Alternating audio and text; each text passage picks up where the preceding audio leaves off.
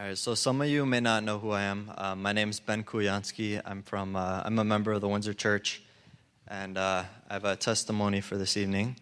I was asked by brother Ron to share it.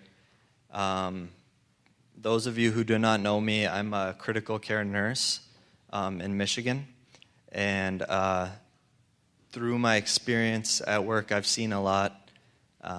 I've seen a lot of death. I've seen a lot of surgeries. I've had patients with gunshot wounds. I've seen a lot of crazy things, but nothing could have prepared me for what I saw on April 2nd of this year. I noticed there's a few little children out there, so the story is a little bit graphic, so if you don't want your kids to hear it, I'd suggest if they step out. But I work midnight shift, and I was going to leave early that day for work, and I was on my way home from work, and I was driving on the highway, and we were coming up on a turn, and there's these cars that were going by me pretty quickly, and one of them that was approaching the curve, there was a red Jeep, probably traveling like 85, 90 miles an hour, kept going straight on the curve. So he noticed he's about to hit the center divider, cranked the wheel to try to turn, avoid the wall, and overcorrected, cranked the other way, hit the wall, and then the Jeep began to roll. As the Jeep rolled, one of the axles snapped off, the wheel flew back and hit a blue Ford that was traveling in like the fast lane, and it was a family of three, a mother, a father, and their son, 17-year-old son, that were on their way to church. The wheel hit their car and bounced off and hit my car, and I was in the second most left lane. So the Jeep came to stop, and something told me, I know now that it was God, to pull in front of the Jeep and pull over into the shoulder.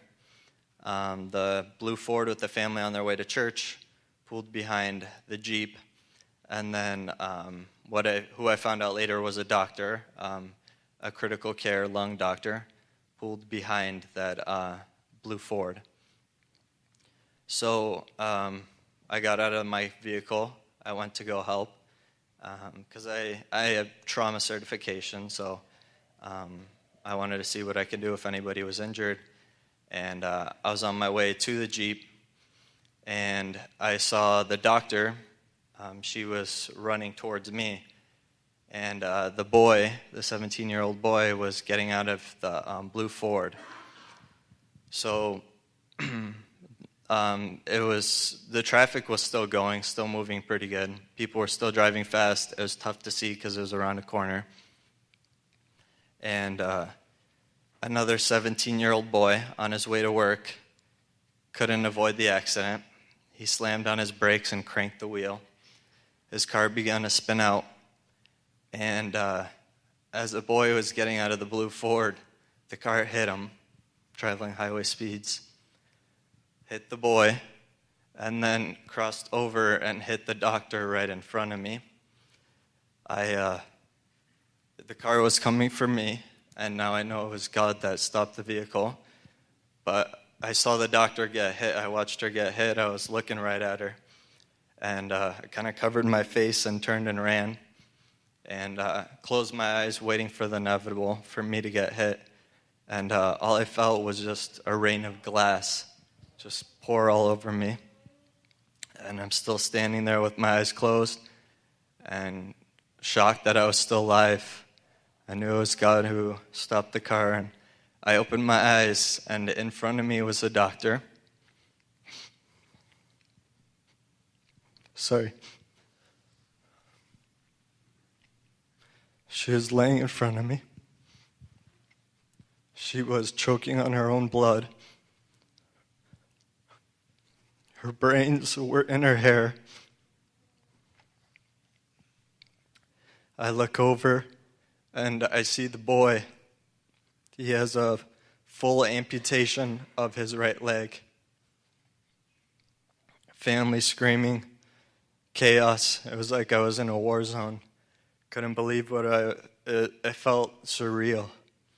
My training kicked in, and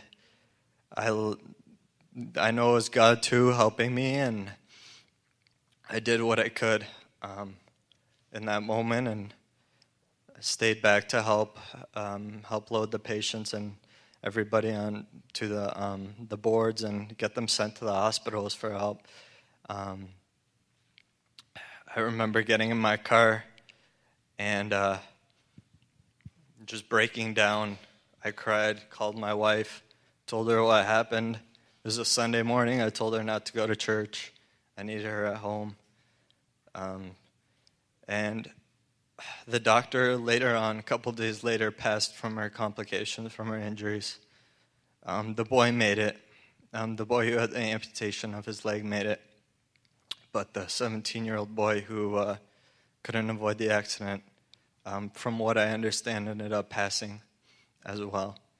And it's just, the reason I'm sharing this testimony is because for those of you who don't know God, who don't know Christ, who don't have a relationship with God, the Bible's clear on what the consequence of sin is. It's death. You never know when your time could be. You could be on your way to church. You could be with your family on your way to church. You can be on your way to work, on your way to school. And it can be your time, and if you're not prepared, the Bible says where you're going. And for those of you who are members, look back at your lives. Look back at how you lived your life. If today was your last moment, how would you be remembered? Would you be remembered for your occupation or for the things you've done, or would you be remembered as a child of God and that you served God with your whole heart? Thank you.